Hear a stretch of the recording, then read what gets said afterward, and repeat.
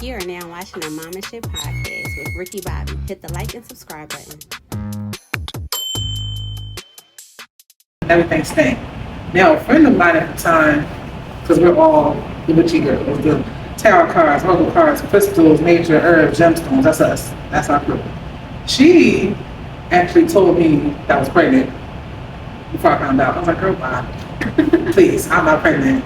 I went to Walmart, took a test. Sure enough, it was positive. I was like, you know, you be having false positives too, right? Because I'm not pregnant. I took like no less than 10 tests of different brands, of dollar store brands, Walmart brands from different stores. All of them came up positive, and I was like, oh my God, I'm pregnant.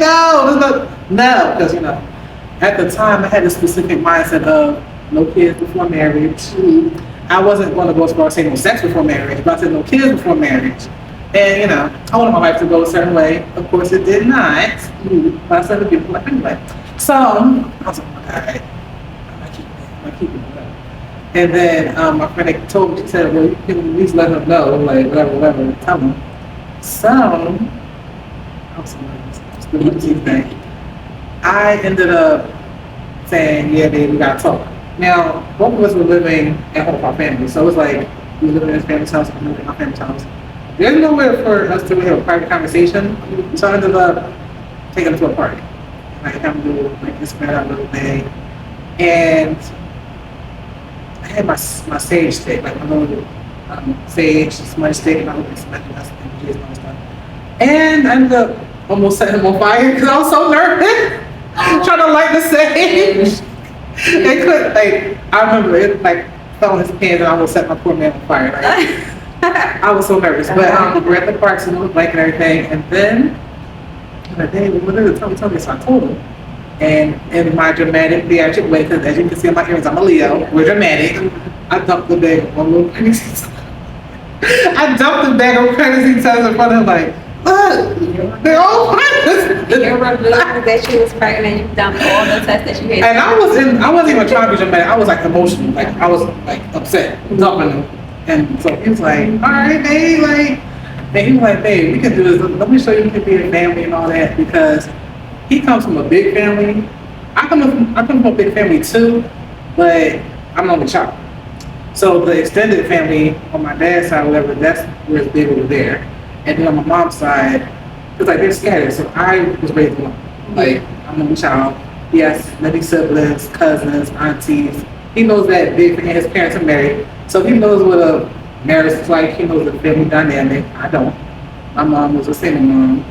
I was raised in the house with my mom, behind my papa. And my dad was like in the street, and out of jail. He ended up drug addict, whatever. And yeah, that's how I found out.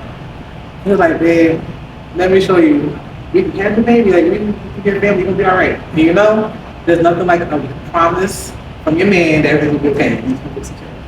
So, I was really health conscious throughout my pregnancy, but I couldn't hold him down, and I was hiding for a while. But then he was like, I told my boss at school, she's like, girl, you pushing 30. First of all, I'm pushing 30. Barely 25, you got to chill. Like, I'm barely 25, you got to chill. So, yeah, that's how I found out. And I had a good pregnancy and everything. I did my research. I thought that we would be able to move into our own home by the time baby got here. We did not. And so, as I went through my experiences in my pregnancy, and the hormones started hormoning, anger came up. Because don't tell me you want to do something if you're not able to do it. And it's like, it's unreasonable looking back on it now. Like, my mind is like, you said this want to do something. I put my trust in you. My whole life was changing. Keeping baby. What's up? Like, you know, because when I first got with him, I was saving up my money for an apartment. I was next to the last new apartment in my apartment somewhere. Single, childless, whatever. But, you know, the universe had a plan. And, yeah. So he told his parents, I told my parents, and then it was just, hey, cool, what you gotta do? I'm gonna do what y'all gotta do. Like, ain't like we 16, 17 having kids. So, yeah. But yes, I can say my lifestyle has been essentially under attack since the very beginning. Once they realized, started learning about me, there's a lot of invasion of privacy going on. And it was like a lot of violating boundaries. Okay. For example, like I said, it's a very spiritual journey for us. Which part is spiritual? Are you talking about your lifestyle is spiritual? No, this pregnancy, Okay. my lifestyle, well, my life, not my lifestyle, my life, Right. because I can see now, reflecting back even to childhood, things that's come full circle. But for the sake of the pregnancy story, I want a healthy pregnancy. I wanted a lotus birth. I don't know if you know what lotus birth is. Okay, so lotus birth is ideally done in the household. So a lotus birth is when you give birth to the baby, and you know how the little cord is attached to that little sack, whatever, you can cut the cord. So you don't cut the cord right away because it's a little thing beneath your stuff. And you basically preserve that little sack and keep it attached until it falls off its own. People think that's disgusting and nasty, but there's a very specific way that you do it. A very specific way you can cleanse it, clean it off, preserve it so that it doesn't dry and things like that, and you keep feeding the baby in the fall. Of course, I couldn't do that. I obviously couldn't end up doing that, and because I realized we weren't going to have our own home by the time I had the baby, I said, all right, the closest thing I can get to is a birth center. I said, I'm not going to nobody's hospital. So I ended up going to life cycle living care out in Bryn Mawr. That's why I ended up going. We had to take parenting classes and stuff like that. Honestly, in retrospect, preparing for the birth, those classes did nothing. It's like, this has nothing to do with my actual experience at all. I don't know if I'm jumping around, but yeah, I was eating, my cravings were crazy. And they were laughing at me, like my boyfriend was making fun of me because I was all vegan-esque. Mm-hmm. That's my little made up term. I wasn't a strict vegan because I still ate honey and, you know, my tea and all that. But You did what was comfortable yeah, I just for you to with your body set. a little more than vegetarian, not quite strictly vegan. I ate basically fish and turkey. And then all of the stuff essentially plant-based and natural. But when I was pregnant, I was eating hot fries, hot Cheetos, back to back to back to back to back. Oh my God, it was crazy. I eat nothing but hot fries, hot Cheetos all the time. Chicken, like, that's my favorite, I eat that. But so, the spiritual aspect of it. When you're pregnant, the pregnant dreams go crazy. Like, you see all types of different visions and stuff. I saw all types of things. But the most important aspect, one of the most interesting parts was when my son in spirit came to me and showed me his little face. I saw him while pregnant now. And I was a little near to my pregnancy. I remember I was feeling down one day. I remember I was laying in the bed and he showed me a flash of his little round face. And I'm like, is that his face? And it wasn't, so I gave birth to him. I realized, oh, he showed me his face. And then in spirit, he went to my boyfriend and told him his name. And then my boyfriend went to me and was like, so I know our son's name, I know our son's name. He came to me in my dream or whatever, and he told me his name. I said, what's his name? He told me the name. It's a word, he doesn't know what it means. I said, yo, that's so significant. And he wanted, so we have our own particular beliefs, like early in a pregnancy, more like names have power, names have energy, everything is energy. We want to protect him by like not talking about his name. But there were ultimatums made towards him from his family, where it's like, you better tell me the name or I'm not helping with the baby shower type stuff. One specific person from his family. You better tell me his name or I'm not helping with the baby shower. But the thing is, you didn't help with the baby shower anyway. You did not help with the baby shower anyway. So he was coerced into telling the family member the name, ruining the surprise for me. So I just felt like there was a lot of firsts that were being ruined because of the back and forth with the dynamic of his family. Yeah. And so I was essentially staying over here. in the house. So my family, I'm trying to save the move, So we're kind of bouncing back and forth. I'm over there at his family's house at this point, through the pregnancy. I'm still getting up every morning, going to work, and doing my job and stuff. And it was just aggravation after aggravation. My best friend at the time, she was there for me. She took me to the baby shower and everything. Do you feel like the aggravation rubbed off on the baby going first? What about for the baby? Mm-hmm. Like babies feel movement. I'm gonna tell you this. If it wasn't the pregnancy that rubbed off on her, it was everything that happened afterwards. Okay. Let me explain. So, yeah, they knew the name. Actually, let me go back. He was threatened, saying, "Oh, if you don't tell me the name, I'll do the baby shower." Whatever. He told the name. They liked the name at first. I do believe he made it clear that it's supposed to be a secret. It was July 4th. They went up to the family event, and guess who ran in? Telling the name. And so, whoever was over there said, "That can't be the baby's name." My son's name is Seance. Seance, we know what a seance is. And so, this when you commune with the spirit world and everything. But Hollywood spookism have you thinking, "Oh yeah, talking to demonic spirits, whatever." Folks, y'all don't even know what the word meant. You thought it was a beautiful name until someone told you what a seance was. Right. That was playing the bad scene. Yes. So they came back and all hell broke loose. All hell broke loose. I'm upstairs in the room. They are trying to argue him down to change the name. No. They basically the rest of my pregnancy were trying to convince us to change the name. I'm like, no.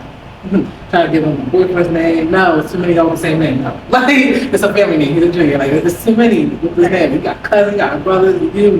I don't want this name for our son. Like, our son, this part we don't explain because they would never understand.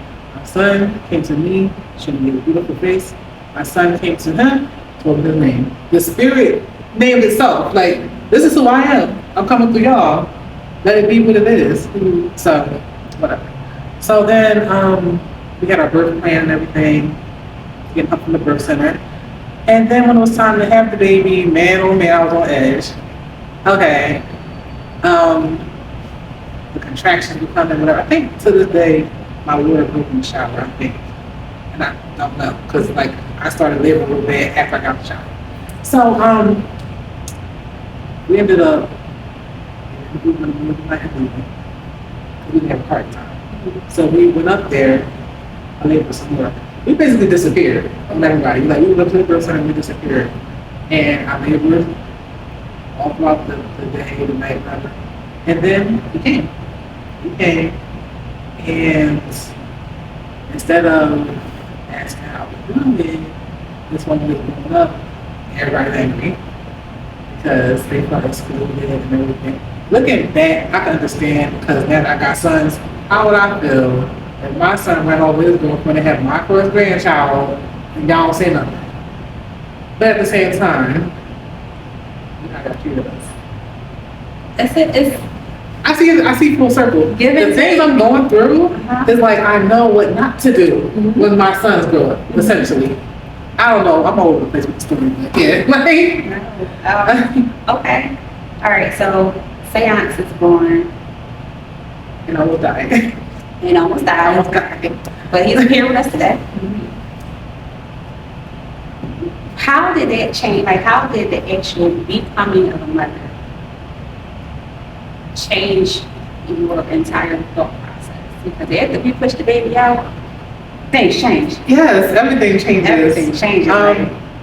I feel like I had this whole awakening where it was like, you take care of what give me my, like, it was, this is mine and I'm going to protect it. But what did that do for you mentally? Oh man, I was so in love. Like, I can't believe, I still got pictures, like, he's like staring in my face. I'm looking at him. This is so much awareness. This little when we just popped out seconds ago. You know exactly who I am. You know, we did a lot of things in the pregnancy. How did it change me? I was excited. I don't know. Like, my mom was there for me, giving me tips and stuff. My aunt was there. You know, she's never had kids, but she come through her own way. I can say one thing that was never explained to me. I know all the bad advice I got through my pregnancy from everybody. Like, after you have a baby, it's not about you anymore. I hate when people say that. Or, yeah, your body goes downhill after this. I'm like, whatever. So all this advice, but nobody told me about postpartum depression, postpartum anxiety, and postpartum psychosis. Those are three different things. Things I never heard of. But that was more so for my second baby. How did I transform? I became more aware of mortality. Okay. So it was like, you know, I'm early 20s, mid 20s, all the life in the world, all the time. I don't want to say a baby puts a time on you, but you become more aware of time when you have a baby. Because it's like, well, this little thing is depending on you, it's growing older. So for you, what you going to do with your life, you got your child right now. So I would say it made me more aware of time. It made me think more deeply about life, the meaning of life. Yes. I hate to sound all cliche, like, oh, the meaning of life. When you have a baby, you're literally watching life develop. And it's hard to, because you can see it. Like, you going through it in your own childhood is completely different than watching it happen. Yeah, and then We're top of living it. in it. We forget about certain stuff. But no, I see you. You just couldn't walk yesterday. And then you, like, cross my lip, and it's just like, time ain't gonna go. Yeah, I've done a lot of comparing too, which I can't do. I tried to, but my mom is like, she's the best mother in the world. To me, like, she is like the epitome of what unconditional love really is. And I can say and admit, I'm not there yet. I'm not there yet. I try to be there, but I'm not. I try to be more like her. If I want to be my best self, I want to be more like her. I can say. And plus, trying to compare a woman raising a little girl in the 90s is not the same as a woman raising two boys with a man in the 2020s. Yeah. Like, so, you know. I think two different time frames. Two different times, two child, two different illustrations, everything. The near-death experience, I had been told about it. Okay. And this is crazy because I actually got it recorded. It's weird. So I was on the phone with my best friend at the time. This was back when you could record phone calls. I had an app that recorded phone calls. Because, not to be creepy, but I tend to forget things. I like to reflect on important phone calls. So, Yeah, Android at the time. yeah. Girl, It was a call. Just getting caught up, but okay. Oh my God, it was an app I had installed, but now they changed the law where you can't record phone calls. It's such a useful tool when you use it the right way. But, so at the birth center, you have the baby, you can stay there overnight. But me, I had ripped so bad, and she couldn't stitch it up. I had to get transferred to the hospital. We didn't have a car, we didn't have a ride. So we called. This is what my boyfriend told me. I stood up. I was feeling like really lightheaded. I feel like somebody stuffed cotton tape in my ear. I was like real dizzy. They put me in a wheelchair. They started pushing me like towards the door. I got dressed and everything. And he told me, he was walking behind me, but I was pushing in the hallway. It was like blood trailing up the hallway. Like I was losing that much blood. So I'm on the phone with my best friend, and I'm waiting for the Uber. And I distinctly remember they pushed me out to the entrance when I at the lobby area. I got up, got my head and whatever, and the baby with the baby in the car seat. I saw a car pulling into the parking lot out the window. I saw like the headlights. It was dark at this point. He was born in like the late evening or whatever. So, I saw the car pulling in, and I saw my first friend. I said, "Oh, they're going to look right there, whatever." The next thing you know, I'm waking up in my woman's arms, and it's crazy because I don't know what happened. This is my perception. I felt like I saw all black, and I felt I was being folded. You know, a revolving door. Imagine real tight. You're being folded in like fabric of time and space, in all darkness. I thought myself being folded through darkness, and I heard him yell my name in my right ear, and I just woke up. That's what I was out of here, but he yelled my name, woke me up. from his perspective, he told me not to fall on our baby. Because the baby was sitting in the little car seat, like on the floor, like there. I almost fell on him. And my brother had to catch me. And then all this is being recorded. So I heard it on the phone, like the call playback. And I was like, huh? He's like, you passed out? I said, I did? Yeah. And then we ended up on ambulance after that. So I had to cancel my ride. Now here's one iffy part that I still to this day don't like. The nurse lied and said they called the ambulance for a courtesy ride. And because I passed out, I'm like, no, we had a car coming. It was just some weird mix up. They got stories on me. Let me just say that. They got stories. I went to the hospital. I got checked in, whatever, went up to our room. We had our own room. Baby's in a little big bed thing. I was in the bed. My boyfriend was on the other bed. He's just hovering like a hawk. This is a new day. So he's on 10. Like he's on 10 right now. And you know, like I said, the phone calls, the drama, the inconsideration, hurt feelings, you know. So, but I called my mommy. I still have that phone call to this day. And I had the baby, mom. She said, what you did, phone? Don't sleep well, what's his name? I told her all that. So, yeah. I stayed over the weekend. I ended up staying because he was born on a Saturday, so it was Sunday. We stayed for 2 days.